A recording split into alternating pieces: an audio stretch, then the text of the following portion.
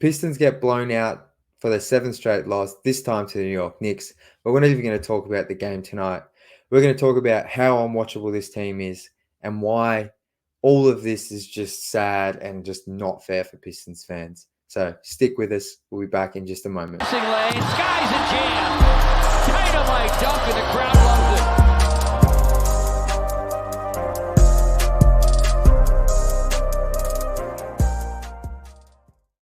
Welcome back to Pistons Intellect. I'm your host, Jack Kelly. You can follow me on Twitter at Jack_Kelly_3on3. And before we get into today's show, if you're feeling so kind, please hit that subscribe button and please support the Pistons Intellect brand in any way you can. It's always much appreciated, especially in these trying times where there's really no point to watch this team. So any love is much appreciated. And yeah. This team, this franchise, this past 15 years, I don't know. Today's show is probably going to be a rant. I'm sorry in advance. Turn off now if you don't want to listen to someone rant. But like I came into this week. So here in Australia, the past two games, the back-to-back we've just been through on Monday and today's Tuesday. So after the Celtics game over the weekend, the Pistons lost 5 straight, and I told myself, all right, there's like 12 games left. I'm going to head into this week with a positive mindset. I want to get back to being like that positive content creator, but overall, like just being positive about the team. Like the Pistons are like my biggest passion in life. Like I love basketball, but through my journey the past like 2 years of making content and just being online talking basketball with people, like I figured out like what I love doing the most is talking about this team, making content about this team, and talking to people who support this team and are in and around this team. And it just means pretty like outside of like family and friends, that this is like everything I care about. So like I want to be positive about this. I hate being negative. I hate ranting, and I hate, talking about people's jobs or just that's not who I am. But so I told myself I want to come into this week. I want to really close this season out strong on a positive note, not only as a content creator, but just as a fan. Like, because it sucks being negative. I hate complaining, but yeah, to see the past two games unfold the way they have, to see Cade Cunningham now out with the knee soreness, Jalen Duren remains out, Isaiah Stewart's out for the rest of the season, Fontecchio remains out. Like, to see the lineups that are on the floor the past two games, like, it is absolutely unwatchable. Like, and I don't even know what's going on with Jaden Ivey. Like, I'm so high on him, but the way he's been playing recently, like, I can't sit here and defend the way he's been playing. He's out there by himself right now, or with Marcus Sassa, and like in the sense of like they're just throwing players out there. They've got multiple G League guys out of there, 10-day guys out there. And look, no shade to any of those players. I'm happy they're getting the opportunities, but it's just like they're just throwing. Like the Pistons are physically just throwing shit at the wall and hoping it sticks right now. Because it's like you're just throwing out guys that have no chemistry. So maybe that's why Ivy's struggling. But these past two games could not have been more disappointing, sad, and just unwatchable. Truly unwatchable. Like even after yesterday's loss to hang on, I'm just gonna have to pull it up. I can't remember now. Even after yesterday's loss to the Pelicans at home, I told myself, all right, let's try and reset again for this Knicks game. Maybe Jaden Ivey can score 40 points, but it only took 6 minutes or so for the Pistons to be down 29-8. Jaden Ivey was 0-5 in the first quarter. The team was shooting like 25% from the field. And yeah, I had the game on to the side, but I wasn't watching it. And it's just, there is no reason to watch right now. Because I would like to say Jaden Ivey, Marcus Sassa, but it's just like, it's rough. Like I know Sassa scored 24 tonight, but and I still like both those players, but it's just like I've never felt like this as a fan, and I have been a fan. For those that might not know, like I've been a fan since the Pistons drafted Andre Drummond in 2012.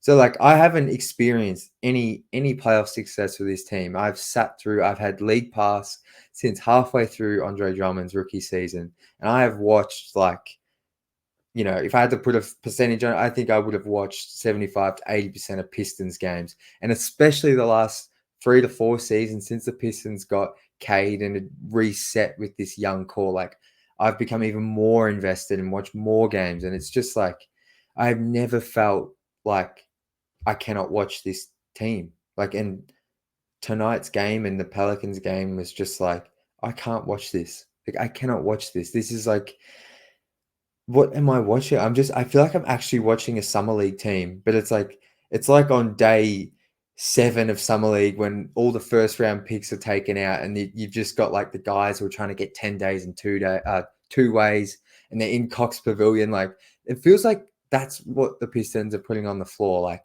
and you're just like, even still, when that's on, you're still like basketball junkies like yourself are watching this and me. Like we watch that stuff in July, but in March and April, like that does not fly. And to be in year 4 of a rebuild, or Troy Weaver's restoration, but year 5 of a rebuild, and to be fielding lineups like this is just absolutely insane. And I'll never tell anyone that they shouldn't watch the team or they shouldn't go to the games, because like that's you, everyone's entitled to do whatever they want. Like, but like honestly, like I am gonna really struggle to like watch these games closing out the season, because like, yeah, I think my process is gonna be like I'll turn it on for the first quarter, but the second it feels like the other team's getting away, like I'm just gonna have to turn it off. And because I can't watch it, and I can't even like get on here and talk about anything, because um yeah, until the off season, or until the season's over and we start to have some interaction with the front office and we hear from the front office, we hear from Tom Gores, we hear from the players in exit interviews, we hear from Monty Williams in exit interviews. Until we get to that point in 2.5, 3 weeks, like I don't know what we're watching, what we can talk about, and maybe they'll win a game or two in there, and I'll probably jump on and make a video, but this is really rough. So, um, and yeah, I just want to flag once again, like this isn't me. I'm not I'm not having a go at the players who are on the court and saying they're trash and I hate them and whatever. Like it's just, I'm glad they're getting their opportunity. Good on them. This is nothing against those players who are out there trying. It's just, as a fan and as someone who cares deeply about the success of this team, like this is just horrible to watch. Like it's so hard to watch. Like watching this team even just try and defend and run offense is like painful, because no one knows where to go. There's no direction, and that's just because they haven't played together. So I feel sorry for the players sometimes out there, because they've just been thrown together. And I really, really, really hope every player that is out right now, like, is out for a genuine reason and they are truly hurt, because I know the push, like I think if you can play, you should be playing right now. And I know some people are like, well, what if Cade rolls his ankle, or what if Duran's playing and he had some kind of injury that would stuff around his off season? Like, you know what? Like, I get that, but like at the same time, I'm like, you need to get reps into every player on this team, like it, and because we don't know what we have. Like that is why I'm petrified. Like going to this off season, like we do not know who our best 5-man lineup is. We sort of have an inkling it was that one with Fontecchio and the core 4, but we only saw like 100 minutes of it. So you can say, oh, that works, but I'm not buying that. I'm not buying that. Like Quentin Grimes, I'm high on him. I didn't mind that trade. He's barely played. Like, and the Pistons have to make a decision on him and Fontecchio this summer. How much are they paying them? Or are they letting them go? That would be a disaster. But there is so much unknown with this roster. Like, you could tell me at the start of next season, the only two players that'll be on this roster are Cade Cunningham and Asar Thompson. I wouldn't be surprised. I just wouldn't, because I maybe throw Isaiah Stewart in there. I think he hangs around. But if Troy Weaver's gone, like, who knows about Stu? Maybe he's gone. Like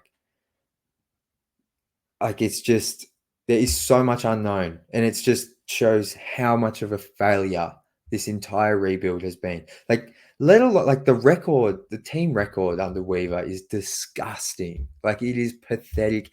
It is. I'm gonna dive into the numbers, because I posted something in like November about how the Pistons are worse than the process Sixers, and when you even look at where the Pistons are, like, I posted something as well, like, if you looked at the bottom of the standings in Weaver's first year and those bottom 5 teams, it was like the Timberwolves, it was the Rockets, it was the Thunder, the Magic, and the Pistons. Look where those other 4 teams are now. The Rockets are about to eclipse the Warriors to make the play-in. The Magic are top 4 in the East, I believe, if not they're 5th. OKC is 2nd in the West, and the Timberwolves, I believe, are in the top 3. And the Pistons are right down the bottom still. And if you had brought that argument to me last season, well, I would say, well, look, the Pistons, they had less assets. They've had less, picks in the draft to get this right. They had to clean out their books, like the Drummond thing, the Blake Griffin stuffed it up. But we are now a season, like, that excuse is gone. And then this entire rebuild has been an absolute failure. Like, even though the Pistons have got Cade Cunningham, and like, I think he's here for the long haul, and like, he's going to be great, I just think like this rebuild is an absolute failure. And I think that leads me to my next point about no change equals no point watching. And what I mean by this is, if there is no change in the front office, like, there is no point watching next season, because I can deal with Monty Williams coming back, because I actually don't think he's a horrific coach. I think he's had a bad coaching year. I think he was overrated. Coming to before he got to the Pistons, I think obviously a lot of his career success has come with Chris Paul by his side, and obviously he had Devin Booker. And I fell for the hype with Monty fully. I was wrong. I posted a lot of stuff about how hyped I was for him, but I can deal with Monty coming back next season, but I can't deal with this front office staying. And it's not even because, like I said, of like some of the nepotism stuff you hear, or it's honestly, like, I guess it is because of the team record, but it's not because of Troy Weaver going at fans, although that's weird. It's not, and honestly, like, there's some other things that those civil cases or whatever that are absolutely horrible, which that's not it. Like, this front office's whole plan, and I should have seen it last summer, but I didn't, and a lot of people did. But this front office's whole plan this whole time is just been for these young guys to develop and shoot this team up the standings. And they didn't support them with the right pieces over the summer. Joe Harris off the roster, Boyan, they kept, is traded. Like, they mixed those parts around the trade deadline, but like, I just don't think we need a fresh set of eyes on this core. Like, even myself, like, and Pistons fans, like, I feel like we struggle to decipher who the Pistons should trade and who they should keep, because we're kind of all tied to these players. And I feel like some shakeup needs to be done. I'm not saying trade Jalen Duran for nothing. I'm just saying, like, I think this roster and these players, there is plenty of talent there. I still believe that. But we need a fresh set of eyes to put this roster together, because I do not trust the current front office as put together to make the right moves this summer. Like, I just don't. I don't at all.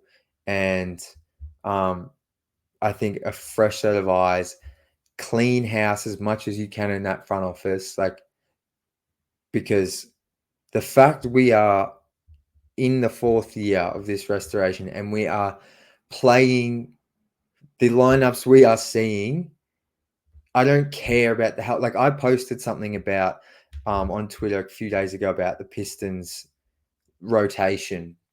And people said, well, that's unfair, Jack, because they're all injured. You can't control health. And my thing is like, yeah, I understand that. And I think my point came across wrong in the tweet. Like, I'm just saying what a joke it is that we are in year 4 and we have G League players and we have 10-day contract players out there on the court. This team should be pushing for a playing position. They should be the Houston Rockets. They should not have won 12 games. Like, that's my point. Not like, I know they can't help injuries, but the fact we're so reliant on young guys being healthy to even have a shot at winning 15 games is a disgrace. Like, it is just, that is my point. Like, we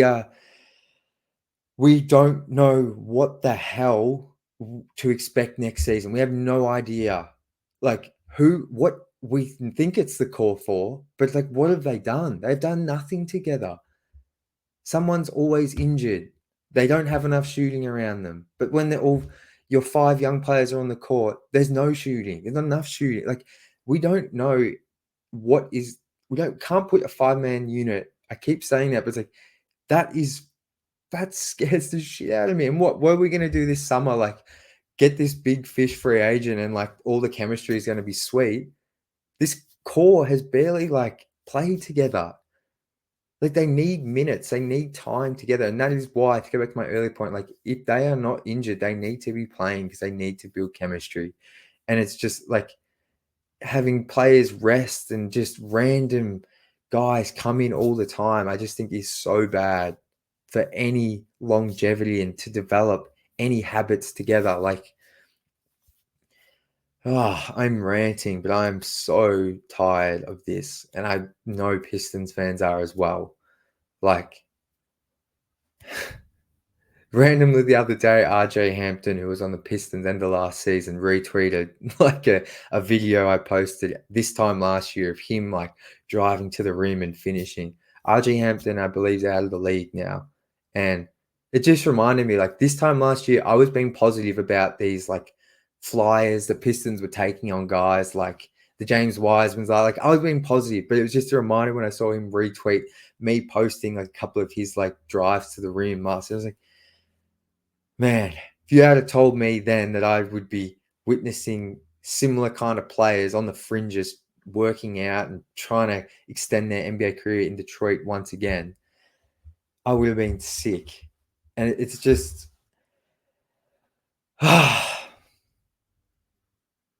if no change is made in that front office, I don't know how we can expect any improvement next season or any real improvement. Like, this team, I believe each year under Weaver has won less and less games, or their winning percentage, because I know that first season was a bit shortened, has decreased every year. So last year they won 17 games. This season they're on 12 with 10 games to go. Let me know how many do you think they're going to win in the comments below, because the way this is looking, I don't think they win another game. They play Washington in a few days, and the Wizards have just won 3 in a row. I saw a tweet go out from someone on Twitter. I can't remember their name, but the Pistons haven't won 3 games in a row in like 3 seasons. And they haven't won more than 3 games in a row since 2018. Which I have to double check, because I feel like they might have in 2019. But either way, before, like, it's been a ridiculous amount of years. So I don't know anymore. I truly, like, comment. Can you please let me know, like, is this the lowest point ever? Like, this feels like the lowest point of the season. This feels lower than the 28-game losing streak, because at least at that time, at least what I was telling myself is get to the trade deadline, make some trades, and then you close the season strong. But now we have nothing. Like, we know, like, okay. And maybe this is what I should have expected. I shouldn't have had that blind faith and hope that this team would turn it around, because maybe this is how it's all meant to end. Maybe this is finally, I guess the silver lining here is maybe this is finally the straw that breaks or this is the moment that finally captures Tom Gore's attention. Like, I don't think it is, but maybe the season has to end with another like 10 to 15 game losing streak for him to finally go, all right, enough is enough.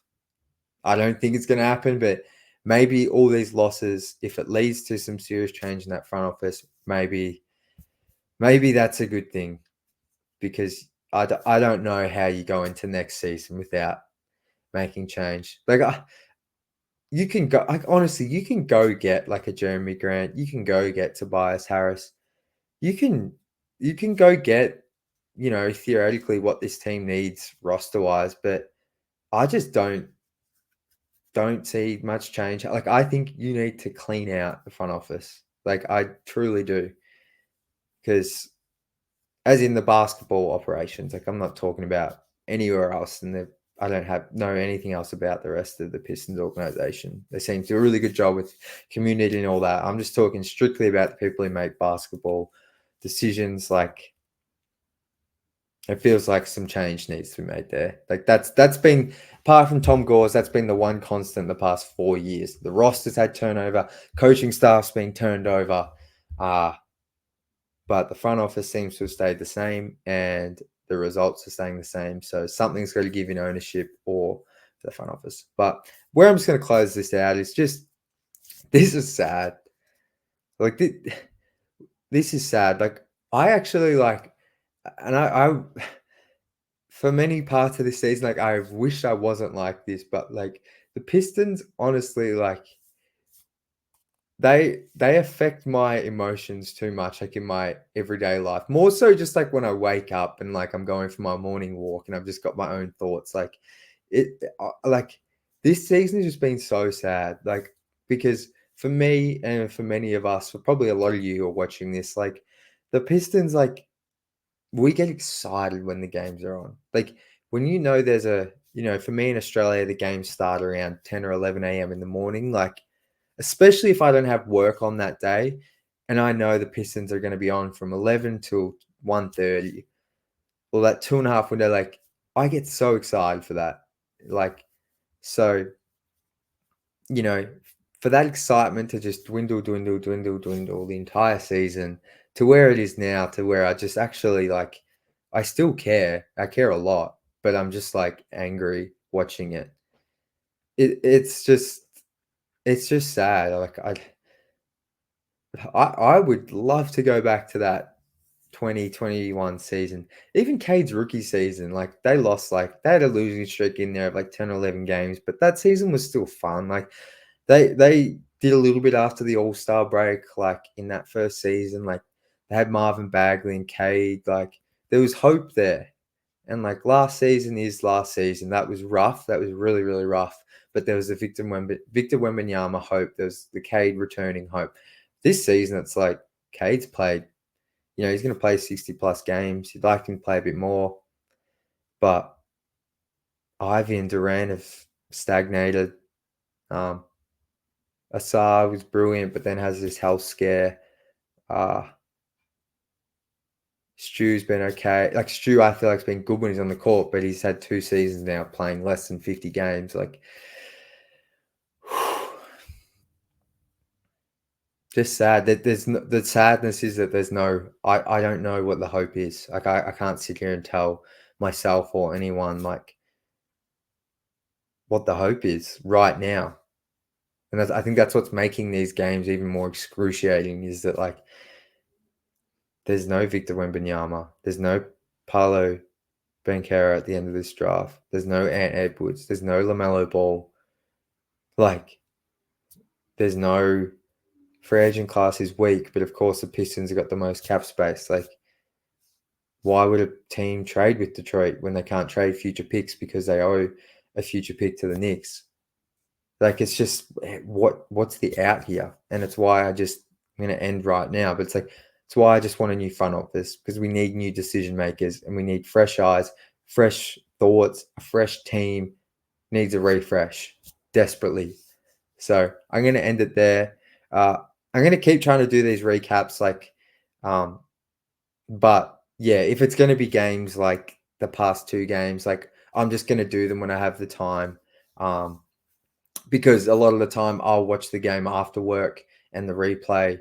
So if the game's Pistons going to be blown up by 30 points, like I just unfortunately can't justify 2 hours to sit down at night, rewatch the game, then record an episode. So hopefully we get some news. I still do want to do a video kind of recapping the young pieces on this team, but till the next video, shout out to everyone for the support. Shout out to everyone that continues to keep watching. And yeah, as always, go Pistons.